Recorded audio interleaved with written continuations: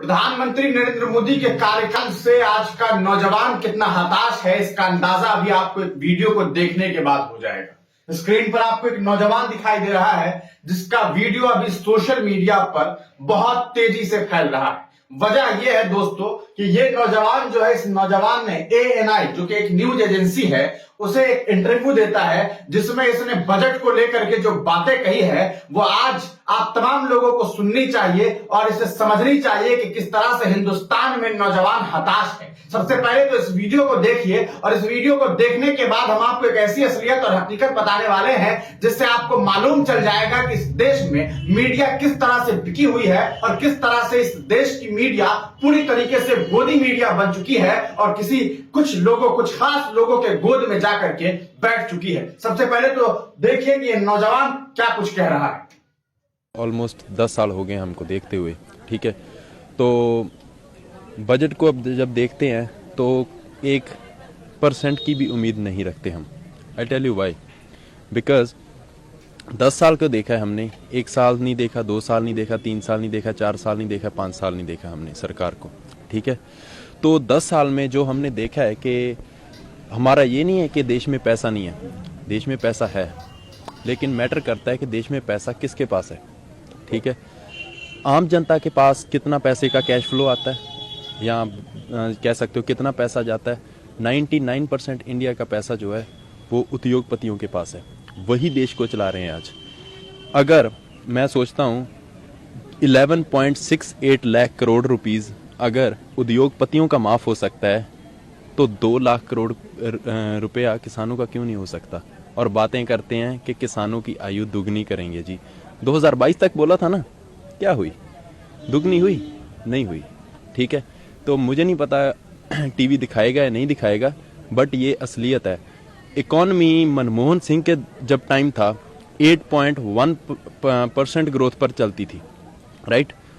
अब economical growth कितना है? 5.4%। और हम चलो जो 2022 तक जो दिखाए थे दावे वो तो भूल जाओ, वो तो उन्होंने बोल ही दिया कि जुमला था सभी, वो ठीक है, दैट्स इट। अब क्या दिखा रहे हैं?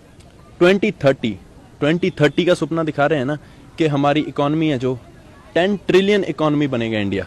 10 ट्रिलियन दिखा रहे हैं ना कि 10 ट्रिलियन इकोनॉमी इंडिया बनेगा। राइट नाउ जो इंडिया का करंट फेस चल रहा है, एवरेज जो इकोनॉमी है 5.4% से ग्रो कर रहा है।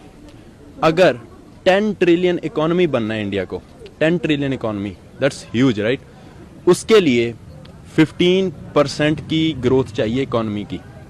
15% की ग्रोथ मोदी जी लाएंगे। बजट से क्या आस रखते हैं? बजट से कोई आस नहीं है, नथिंग। बजट से क्या आस रखेंगे? बजट से हम क्या आस रख सकते हैं? सारा कुछ तो आपने जो प्राइवेट करने के चक्कर में, प्राइवेटाइजेशन इज गुड। 1991 में LPG रिफॉर्म्स लाए, right. LPG reforms, that's good. Privatisation तब तक गुड है जब प्राइवेट कंपटीशन हो।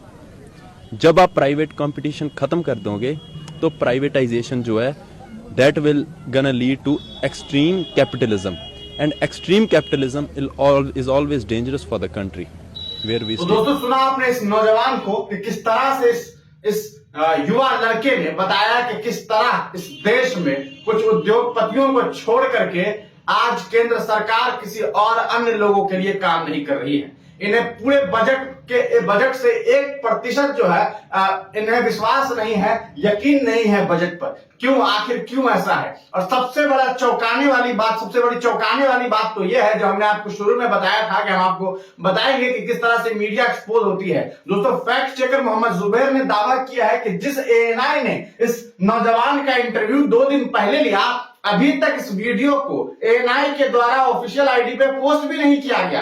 क्यों? क्योंकि उन्हें इस बात का डर हो सकता है कि उनके आका कहीं नाराज न हो जाए कि इस नौजवान ने उस इंसान के खिलाफ कैसे बोल दिया, उस हुकूमत के खिलाफ कैसे बोल दिया जो कहीं ना कहीं अपने खिलाफ कुछ सुनना पसंद नहीं करती है। अब आपका इस लड़के को सुनने के बाद क्या कुछ ख्याल है, अपनी राय कमेंट सेक्शन में दीजिएगा। मुझे मालूम है चंद लोगों को, चंद क्या बहुत सारे लोगों को कुछ फर्क नहीं पड़ता है कि देश के हालात चाहे जो हो जाए। उन्हें मंदिर चाहिए था, मंदिर बन चुका है। उन्हें हिंदू मुसलमान में झगड़ा चाहिए था, वो झगड़ा हो चुका है। उन्हें चाहिए था कि देश में एक खास धर्म, एक खास मजहब को टारगेट किया जाए और वो हो रहा है और वो लोग खुश हैं। यही वजह है कि क्या फर्क पड़ता है कि देश की इकोनॉमी को ऐसे हालत पे ला करके रख दिया गया है कि देशवासी परेशान हैं। यहाँ उद्योगपतियों का कर्जा तो माफ कर दिया जाता है, लेकिन गरीब मुफलिस किसान के कर्ज माफ करने से सरकार की नींद उड़ जाती है